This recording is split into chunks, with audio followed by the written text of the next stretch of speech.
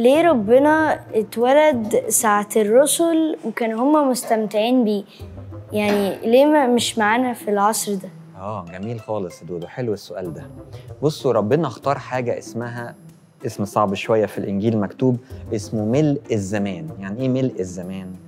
يعني زي ما يكون العالم ده والشرور اللي فيه دي عبارة عن كوباية مية عمالة تتملي تتملي تتملي تتملي تتملي لغاية ما في وقت من الأوقات خلاص جه الوقت اللي ربنا محدده إنه لازم دلوقتي ينزل ويتجسد على الأرض بقى عشان يفدي البشر ويبتدي مرحلة جديدة اسمها العهد الجديد. وبكده ظهر للناس وابتدى بقى 30 سنة ما كانش حد يعرفه، وآخر 3 سنين غير العالم كله وأعلن نفسه للعالم كله وفدى العالم كله واتصلب وقام من الأموات. لكن قبل ما يصعد للسماء قال كده للتلاميذ، قال لهم: ها أنا معكم كل الأيام وإلى انقضاء الدهر. ليه؟ لأن بابا يسوع مش مجرد الجسد اللي احنا شايفينه ده بابا يسوع هو ربنا وظهر في الجسد، لكن هو مالي الدنيا كلها. فحتى لو الجسد صعد للسماء لكن بابا يسوع موجود في كل حتة، فهو معانا كل الأيام.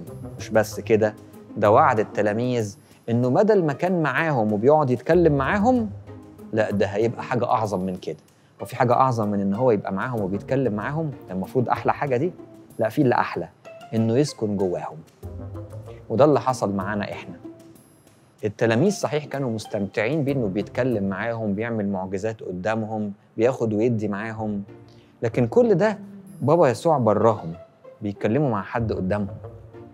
لكن هيقول لهم: أنا لما هصعد للسماء هفضل معاكم بروحي جواكم. وقال كده: روح القدس اللي هيبقى فيكم يأخذ مما لي ويعطيكم. يعني روح ربنا اللي جوانا بيقلد المسيح بالظبط. يقول لك: يلا يا دودو خليك شبه المسيح، سامح معلش فلان، يا جوجو ما تتضايقيش من فلانه، معلش ابعتي لها رساله كده وقولي لها انا متاسفه قبل ما تنامي معلش. طب ده هي اللي غلطت، ده هي اللي عمل، لا معلش سامحي، ما تبيتيش ابدا متضايقه من حد. مين اللي بيقول لك الصوت اللي جواكي ده؟ ده روح ربنا. طبعا روح ربنا يسوع المسيح. وده صوت اعلى من الضمير على فكره، مش ده الضمير. الضمير بيني وبينكم ممكن يتلخبط. يعني ايه يتلخبط؟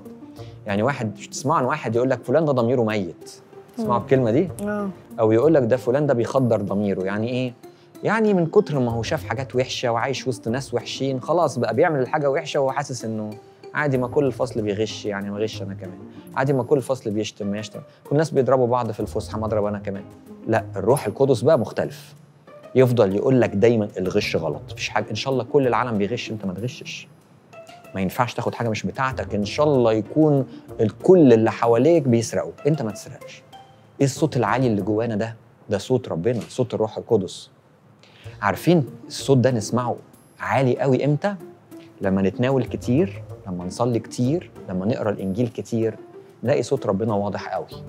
لكن لو الواحد بطل يصلي وبطل يقرا الانجيل وبطل يتناول، صوت الروح القدس يقل ويرجع يبقى شبه العالم بقى، يقلد العالم.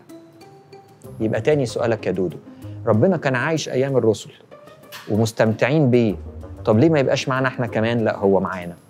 اول حاجه انه مالي الكل، فمش مجرد ما كان بيكلمهم كده يعني مش هيبقى معانا، لا هو مالي الكل. تاني حاجه ده مالي قلبنا بالروح القدس، روحه نفسه جوانا. اخر حاجه اقولها لكم، هو معانا كل يوم على المذبح.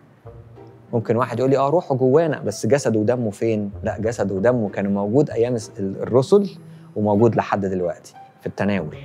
اللي عايز ياخد جسد ودم المسيح مش مجرد يشوفه، ده ياخده جواه، وروحه القدوس مش مجرد يبقى جوه قدامه، ده يبقى جواه، يتعمد ويتناول. يتعمد ياخد الروح القدس ويتناول ياخد جسد ودم المسيح. يبقى المسيح مش مجرد جسد ودم وروح بيكلم بطرس، لا ده دخل جوه بطرس. يبقى دي احلى حاجه في الدنيا بقى. عارفين عامله زي ايه؟ زي واحد يكون بيحب مامته خالص او باباه خالص، وبعدين بيقعد يتعلم من باباه، بيحب باباه حتى لو سافر بس هو هيطلع شبهه، هتطلع شبه ماما. ليه؟ عشان جواكي حاجات من الجينات بتاعتها يسموها الحاجات الوراثه، وعشان خلاص خدتي منه. اهو كده ربنا ساب جوانا روحه وساب لنا جسد ودمه، فحتى لو مش شايفينه بنطلع شبهه في الاخر. ودي احلى من احنا مجرد نبقى قاعدين جنبه.